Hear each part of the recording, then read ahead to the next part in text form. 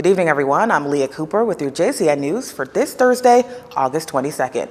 Hundreds of public service workers huddled in the rain this morning at the front entrance of the Cabinet Office, staging a stick-out with one intention, a meeting with the Prime Minister. This after some 200 members at the Princess Margaret Hospital walked off the job yesterday. Here's Bahamas Public Service Union President Kimberly Ferguson. As you can see, there's a heavy downpour. Persons are here in the rain, and so it must mean something to them. We need to get an understanding from him as to how we're going to move forward. We just need answers, and we don't have a problem with him coming to address the people, but we need some sort of response as to the way forward. You see, all of this stems from a discussion with the Prime Minister about receiving funding to assist workers with back-to-school expenses. Mr. Ferguson yesterday shared with us that there was an agreement with the Prime Minister to pay public servants and PMH employees some $1,200. But there was a misunderstanding, and the Prime Minister made an offer to distribute the funds in $600 increments. The membership and workers of the public service are burdened beneath the heavy load of value-added tax, cost of living increases, and an inability to satisfactorily take care of themselves. And so we're agitating for funding. At this point, Mr. Ferguson says union members are beyond the $1,200 increase. He says they're more interested in finding out exactly how the government's going to address the union's entire industrial agreement, which was expired since 2017. President of the National Trade Congress, Bernard Evans, was also in attendance supporting this industrial action. This is the plight of the people. The civil service is normally those just above the poverty line and maybe some just below. $1,200 means a lot to them. $1,200 means a lot to them. And so we are here to show Mr. Ferguson and the union our full support. If they are not satisfied today, then we'll come out here tomorrow. I hope we come out tomorrow, but this will not end until we get the resolution and the desired result that they want. After an hour of protesting and unsuccessful attempts at contacting the Prime Minister, Mr. Ferguson advised union members to leave as he didn't want any of them to become sick from standing in the rain. He expects to have a meeting with the Public Hospitals Authority tomorrow to chart the way forward. Meantime, Labor Director John Pinder tells our news team while he sympathizes with union members, this morning's protest was unnecessary. Quoting former Prime Minister Hubert Ingraham, Mr. Pinder says it's better to have half a slice of bread than none at all. He's referring to Prime Minister Dr. Hubert Minnis offering to pay union members the $1,200 owed to them in $600 increments. If the government has committed to giving you a lump sum payment of $1,200 in 2 installments, I think that was reasonable. I don't think they were being unreasonable. I always said when I was president of the union to my members, they'll only demonstrate when I find it necessary all doors were closed or the employer is not communicating or not being reasonable in what they're offering. You know, so you ask for $1,200, I'll give you the $1,200, but I can't give you all one time. I'll give you $6 for Christmas and $6 now. That's what was communicated. I believe at this stage most citizens are already prepared. Their kids are back to school. The $600 would have certainly, I guess, carry them over.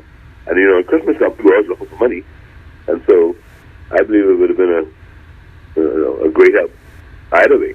But I sympathize with the president, who I guess has promised his members that he would get them at all one time. According to the Labor Director, there's a meeting scheduled on Saturday at 10 a.m.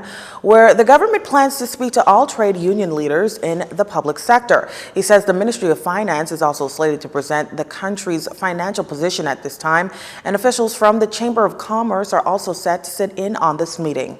Because the way the president brought it across, he didn't really mention the fact that this is just a lump sum payment in the first year of a new industrial agreement.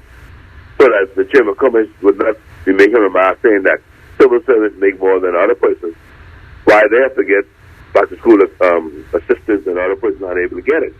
But normally there's a 5-year industrial agreement, and normally you ask for something in the first year, the second year, the third year, fourth year, and the fifth year. And so it's just that the union is asking for a lump sum payment in the first year, which the industrial agreement has expired last year, and so the industrial agreement is retroactive to last year. And you just ask them for the lump sum payment of $1,200 in the first year of that industrial agreement. Since yesterday's strike action, the Bahamas Junior Doctors Union has met with the Prime Minister and is only waiting for a guarantee that these issues do not continue. Speaking after a union meeting this morning, the union president, Melisande Bassett, says while PHA promised the money owed, a system is needed to ensure that doctors receive their funds. However, she added the money is not the main reason for the strike action. This ain't about money. This is a principle. This is a fundamental right that every Bahamian is afforded under law. And it doesn't matter whether it's a private entity, the government, the laws are there to protect all Bahamians. They're there to govern every Bahamian and how we behave. This is a breach.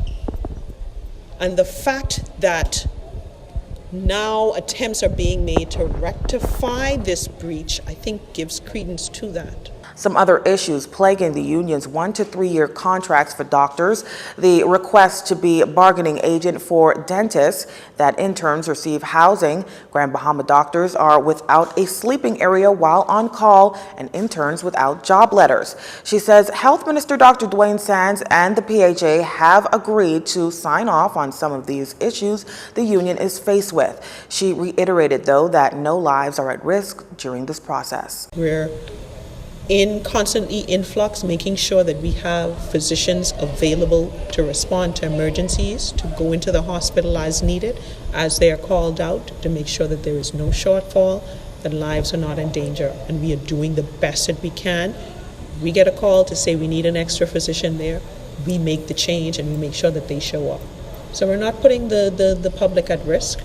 We're fighting feverishly to bring this to an end so people can rest well at night and not have this overshadowing them. Still, despite the assurance from the health minister, the union maintains it will not return to work until every request is met. You're watching JCN News. Stay with us. This segment of the news was brought to you by Alive.